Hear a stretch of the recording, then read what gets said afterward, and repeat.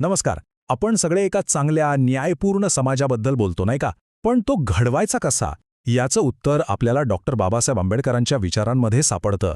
चला, आज आपण त्यांचे हेच जबरदस्त विचार एकदम सोप्या भाषेत समजून घेऊया. सगळ्यात आधी एक सरळ प्रश्न. विचार करा, खऱ्या अर्थाने स्वतंत्र होण्यासाठी, मुक्त होण्यासाठी आपल्या हातात असलेलं सगळ्यात पॉवरफुल, सगळ्यात शक्तिशाली शस्त्र कोणतं असेल? आणि त्याचं उत्तर आहे शिक्षण. हो, एज्युकेशन. डॉक्टर आंबेडकरांसाठी शिक्षण हेच ते शस्त्र होतं जे आपल्याला अंधारातून प्रकाशाकडे नेऊ शकतं. आणि खरं सांगायचं तर त्यांच्या संपूर्ण न्यायपूर्ण समाजाची जी कल्पना आहे ना, तिचा पायाच हा विचार आहे. पाहूया तरी कसं. ओके, तर हा पाया म्हणजे हे जागृत करणारं शिक्षण हे नेमकं काय आहे? आंबेडकरांसाठी शिक्षण म्हणजे फक्त डिग्री मिळवणं किंवा नोकरी लागणं नव्हतं, अजिबात नाही. त्यांच्यासाठी शिक्षण हे एका खूप मोठ्या सामाजिक क्रांतीचं, एका बदलाचं पहिलं सगळ्यात महत्त्वाचं पाऊल होतं. म्हणजे बघा, शिक्षण म्हणजे फक्त पुस्तकं वाचून माहिती डोक्यात भरणं नाही. खरं शिक्षण ते जे आपल्याला प्रश्न विचारायला शिकवतं, लॉजिक लावायला, विचार करायला शिकवतं. आणि सगळ्यात भारी म्हणजे आपल्यावर होणाऱ्या अन्यायाला नाही म्हणायची ताकद देतं. ही ताकदच खरी महत्त्वाची आहे. आणि हे किती छान दाखवलंय बघा. ही एक साधी सरळ प्रोसेस आहे. आपण वाचतो, त्यामुळे आपलं ज्ञान वाढतं. आणि जसं जसं हे ज्ञान वाढायला लागतं ना, तशा गुलामगिरीच्या बेड्या आपोआप तुटायला लागतात. म्हणूनच आंबेडकर नेहमी म्हणायचे की आपल्या बुद्धीचा विकास करणं हेच आपलं अंतिम ध्येय असायला हवं. ठीक आहे, आता शिक्षणाने विचार करायची ताकद तर आली, पण मग पुढे काय होतं? होतं असं की माणूस स्वतःकडे एका वेगळ्या, एका नवीन नजरेने बघायला लागतो. आणि मग तिथेच उभा राहतो आपल्या इमारतीचा पहिला पिलर, पहिला स्तंभ, तो म्हणजे स्वाभिमान आणि समानता. आता हा स्वाभिमान म्हणजे नेमकं काय? सेल्फ रिस्पेक्ट, बरोबर? एकदम सोपं आहे. म्हणजे स्वतःची किंमत ओळखणं. आणि ही किंमत आपल्याकडे किती पैसे आहेत किंवा समाजात आपली काय पोझिशन आहे यावर अजिबात अवलंबून नसते. ही आतून येणारी एक भावना आहे की हो, मी महत्त्वाचा आहे, मी मौल्यवान आहे. आणि इथे बघा, त्यांनी किती जबरदस्त गोष्ट सांगितली आहे. त्यांनी लाज या इमोशनला एक नवीन अँगल दिला. ते काय म्हणाले की गरीब असण्याची लाज वाटून घेऊ नका. लाज वाटायला हवी ती आपल्या वाईट सवयींची, आपल्या दुर्गुणांची. अरे वा, हा एक विचारच माणसाला किती मोठ्या मानसिक गुलामगिरीतून बाहेर काढू शकतो, नाही का? आणि याच स्वाभिमानाचं कनेक्शन थेट समानतेशी आहे. हे अगदी लॉजिकल आहे. जोपर्यंत प्रत्येक माणसाला स्वतःबद्दल आदर वाटत नाही, तो स्वतःला इतरांच्या बरोबरीचा मानत नाही, तोपर्यंत समाजात समानता कशी येणार? तुम्हीच सांगा. कायदे तर बनतील, ते कागदावर राहतील. खरा बदल तर लोकांच्या डोक्यात, त्यांच्या मनात व्हायला हवा. तर मग आता मनात स्वाभिमान आलाय, समानतेची भावना पण रुजली आहे. मग यातून पुढची स्टेप काय असेल? साहजिक आहे, दुसरा स्तंभ उभा राहतो आणि तो आहे संघर्षाचा, अन्यायाविरुद्ध लढण्याचं धैर्य. ही बदलाची एक प्रकारे सायकोलॉजिकल जर्नी आहे.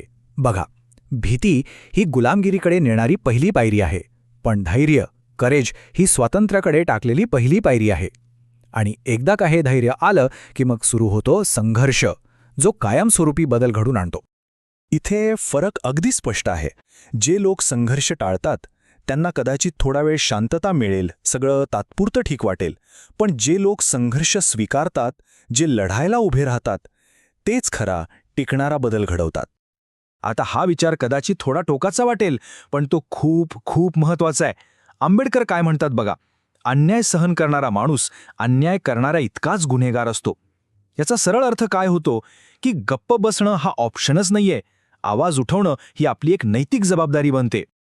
पण एक प्रश्न आहे, एका माणसाचं धैर्य, एका व्यक्तीचा संघर्ष पुरेसा आहे का? नाही, बिलकुल नाही. या वैयक्तिक धैर्याला एकत्र आणून त्याची एक मोठी शक्ती बनवायला लागते. आणि ही शक्ती कुठून येते?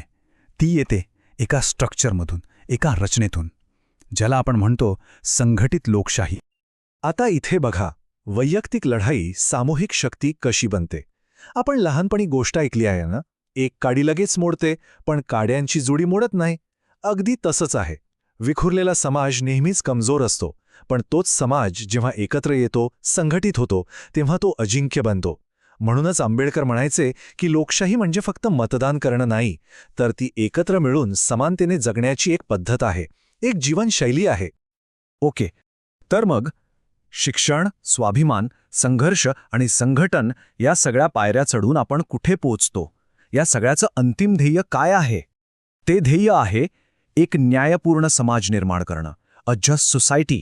पण प्रश्न हा आहे की असा समाज नेमका दिसतो कसा? आपण त्याला ओळखायचं कसं? यासाठी आंबेडकरांनी प्रगती मोजण्यासाठी 3 सोपे निकष दिले, एकदम सिंपल.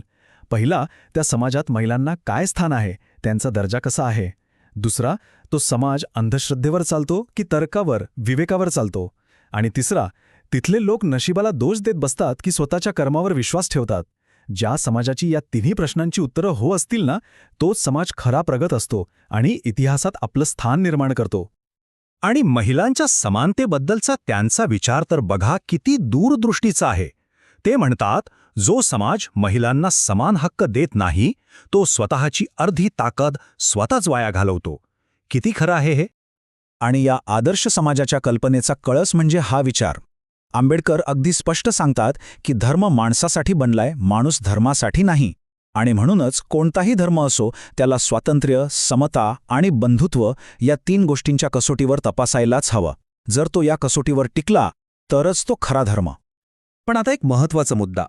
हे सगळे महान विचार, हे फक्त ऐकून, वाचून किंवा त्यावर चर्चा करून काय होणार? आंबेडकर आपल्याला कृतीचं, ॲक्शनचं महत्त्व सांगतात. त्यांचं म्हणणं अगदी स्पष्ट आहे. शब्दांना तेव्हाच अर्थ प्राप्त होतो, तेव्हाच किंमत मिळते जेव्हा ते कृतीत उतरतात, नाहीतर ते फक्त पोकळ शब्द राहतात. तर मग जाता जाता हाच प्रश्न आपल्या सगळ्यांसाठी आहे. डॉक्टर आंबेडकरांचे हे जबरदस्त विचार समजून घेतल्यानंतर आज आपण कोणती एक कृती करू शकतो, कोणतं एक छोटंसं पाऊल उचलू शकतो? याचं उत्तर बाहेर कुठे नाही, ते आपल्या प्रत्येकाला स्वतःच्या आतच शोधावं लागेल. नक्की विचार करा